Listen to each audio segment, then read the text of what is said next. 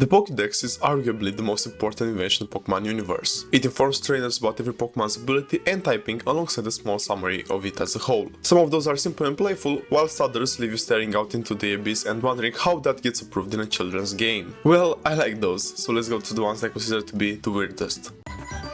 We got Ash's first catch in the wild, a Caterpie. This cute little bug that made Misty throw a tantrum has a dark ultramoon entry, stating, "Its body is soft and weak. In nature, its perpetual fate is to be seen by others as food." Pretty morbid, I'll give them that. Next we have the snake with hood patterns that it took me too much to realize as a kid that those patterns were eyes. Arbok. Its gold entry states, transfixing prey with the face-like pattern on its belly, it binds and poisons the frightened victim. So just like a regular snake, still somewhat scary when you think about it, cause Arbok is 3.5 meters tall. Imagine something that's 1.5 LeBron James tall, choking you to death. Wait, actually there might be an audience for that on Twitter somewhere. Hunter is a ghost, so it's bound to be a brutal one. By licking, it saps the victim's life. It causes shaking that won't stop until the victim's demise. Torture. I wasn't particularly expecting that, but wait a second. Hypno! The Loony Therapist Pokemon, just helping you go to sleep when you have insomnia by hypnotizing you with that little pendulum yo-yo of his. It can't be that bad. It carries a pendulum-like device. There once was an incident in which it took away a child it hypnotized. Excuse me, what? Eevee, the cute evolution Pokemon, is a fan favorite that has an evolution for everybody. If you don't like any, that means you're a picky bastard. Its Ultramoon entry states that its genes are easily influenced by its surroundings. Even its face starts to look like that of its trainer. What in the Black Mirror shit is this? Ninetales, the fabulous fox, very smart and vengeful, grabbing one of its many tails could result in a 1000-year curse. And people are worried about smashing mirrors. Slowpoke is a very cute Pokemon, they even made a reggae song for it, but in Pokemon Heart Gold, you're offered by its tail because it was considered a delicacy, so now I'm scared. Alola and home cooking involves drying Slowpoke tails and then simmering them into a salty stew. We're now Gordon Ramsay, motherfuckers! Now we're in Johto, one of my favorite regions, that also has a ton of forest or countryside type of Pokemon. Starting off with Ariados, a spider, ooh, scary. Every night it wanders around in search of prey, whose movements it restrains by spewing threads before it bites into them with its fangs. Kinky. Next up we got the emo Scooby-Doo, Houndoom. If you are burned by the flames it shoots from its mouth, the pain will never go away. This fucker ain't ever receiving a Scooby snack. Sneasel is just a straight up bitch. It feeds on eggs stolen from nests, its sharply hooked claws leave vulnerable spots on prey. That's pretty much all regarding Gensu. There are others, but as well they just attach themselves to the idea of the circle of life, just like the Ariados and Sneasel one, but Houndoom one is actually horrendous. They need to be put down, they are medieval magic torture devices, Game of Thrones ass magical beings. Dusclops, the friendly neighborhood menacing ghost. Dusclops' body is completely hollow, there is nothing at all inside. It is said that its body is like a black hole. This Pokemon will absorb anything into its body, but nothing will ever come back out.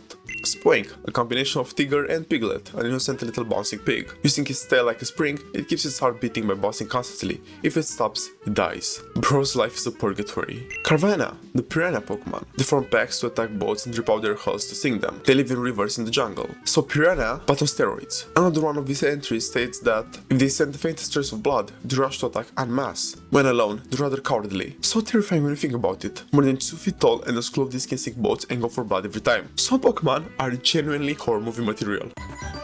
Drifloon, the friendly balloon Pokemon that was beloved by the little girl in that one episode. Stories go that it grabs the hands of small children and drags them away to the afterlife. It dislikes heavy children. So on top of children kidnapping, they also have a preference in what kids they decide to kidnap due to their developed fat phobia. Those soulless eyes are even creepier since I've learned this.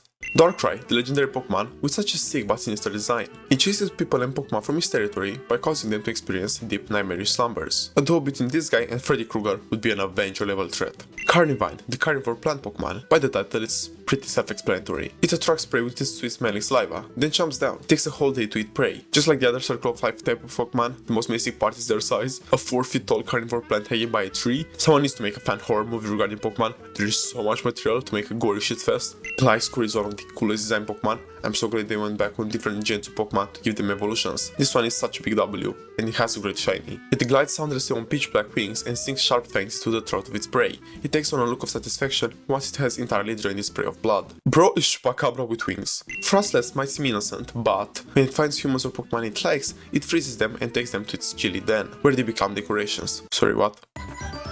we've now reached the dark horse of the franchise. Let me present to you Musharna, which gives vibes of Pooh from the Fairly Odd Parents. When dark mists emanate from his body, don't get too near. If you do, your nightmares will become reality. This could very well be a Black Mirror episode plot. Zorua, the bamboozling and illusionary version of Ditto, has something rather similar to Eevee's entry. It changes into the forms of others to surprise them. Apparently, it often transforms into a silent child. Fucking creepy, holy shit. Conkeldurr's entry is not really that creepy, it's just hilarious to me. When going all out, this Pokemon throws aside its concrete pillars and leaps at opponents to pummel them with its fists. I just envision it jumping like a foxy jumpscare from FNAF 2, and it's really fucking funny when you picture it. Even though it's the smallest generation in numbers, it has some of the coolest Pokemon, like Noivern, Ninja, or Trevenant. And also, Trevenant's pre-evolutionary form, Phantom, has a morbid Pokemon Shield entry. With a voice like a human child's, it cries out to lure adults deep into the forest, getting them lost among the trees. What in the Blair Witch Project is this? Imagine camping and you hear a child crying in the woods. I wouldn't wish that on my delivery guy that came 3 hours late with my order. Sliggoo, the charming and gooey Pokemon that looks so huggable and lovable, but is made out of a good Akimel basically anything, and Pokemon Sun tells us it has trouble drawing a line between friends and food. It will calmly try to melt and eat even those it gets along well with. It's like that stuff with the cat mother killing her own babies type shit. Horrifying. Gurgeist, the jack-lantern that Pokemon Go seems to always use now for Halloween events. Large Gurgeist put on the guise of adults, taking the hands of children to lead them to the afterlife. The Pokemon anime has a trend of kidnapping. Someone or something is always kidnapped. But the Pokedex entries are taking it to the next level by kidnapping children and taking them to the afterlife. More than once. This is supposed to be for children. The Hawaiian region. Yay! Pelasand, the beautiful sandcastle you could never build as a kid. Also, Pelasand is known as a beach nightmare. It pulls its prey down into the sand by controlling the sand itself, and then it sucks out their souls. The first part is like the crab monster from Scooby-Doo Mystery Inc., but the second one... Beware is the cutest massive panda bear knockoff. It's absolutely lovely, and its terrifying entry has been actually highlighted in the anime thanks to Team Rocket. This Pokemon has the habit of hugging its companions. Many trainers have left this world after their spines were squashed by its hug. Toxapex, the evolution of James' special companion for this region, has an interesting entry. Those attacked by Toxapex's poison will suffer intense pain for 3 days and 3 nights. Post-recovery, there will be some after effects. Dark Fantasy has power, the shit that almost got killed in Hobbit. It's a pretty underrated generation in my opinion. There are some bangers in there for real, but it feels pretty tame, just like the palate of the average British person. Hence the Virgin Inspiration choice. There is a Circle of Life type entry with Cramorant and the very next Pokemon in the Pokedex, Orokuda. This hungry Pokemon swallows Orokuda whole. Occasionally, it makes a mistake and tries to swallow Pokemon other than its preferred prey. The mentality of the Roman Empire has gotten a hold of me, as it happens to every male once in their life. And Poltergeist has a perfect entry for that. Leaving leftover black tea unattended is asking for this Pokemon to come along and pour yourself into it, turning the tea into a new Poltergeist. So you can basically create a whole army using just a couple of boxes of black tea. Grimmsnarl, whose evolutionary line embodies puberty like no other in the whole franchise. This Pokemon has complete control of its hair. Grimmsnarl normally keeps its hair wrapped around its body to support its muscles. Weird power. That's something you'd expect to see in a superhero choosing audition like in Deadpool 2, where random guys with random powers showed up. Tinkaton, the most Nintendo Super Smash Bros. Looking character. It looks like an evolved Kirby, and it is basically the natural predator of Corviknight, the flying taxi from Gen 8. This intelligent Pokemon has a very daring disposition. It knocks rocks into the sky with its hammer, aiming for flying Corviknight. I love when they do interactions like that, as it was with Cramorant and Aracuda. They added a new evolution to Mankey on top of Primeape in this generation. I don't know if you knew that. I did that recently, because I didn't like the games from this generation, so I didn't play them initially. Annihilate is also cousins with One Punch Man. It imbues his fist with the power of the rage that it kept hidden in his heart. Opponents struck by this imbued fist will be shattered to their core. Homelander vs Annihilate when Wo-Chen has a sick design. It looks like the wild man of the forest. I love the dark fantasy vibes it brings, and its entry sustains those as well.